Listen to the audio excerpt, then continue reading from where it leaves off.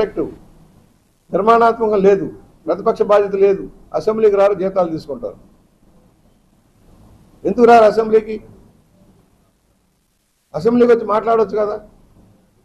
ఆ రోజున మేము మాట్లాడుతుంటే మమ్మల్ని మాట్లాడేలా, ప్రతిపక్షంగా మేము వెలుగెత్తి చాడుతుంటే మమ్మల్ని మాట్లాడేలా బయటకు గెంటారు. జనసేన, తెలుగుదేశం, బీజేపీ కలిసికట్టుగా ముందుకెళ్తా ఉన్నాయి. మోడీ గారు సహకారం తీసుకుంటూ రాష్ట్రంలో ఆర్థిక ప్రగతి సాధించుకుంటూ ముందుకెళ్తున్నాం.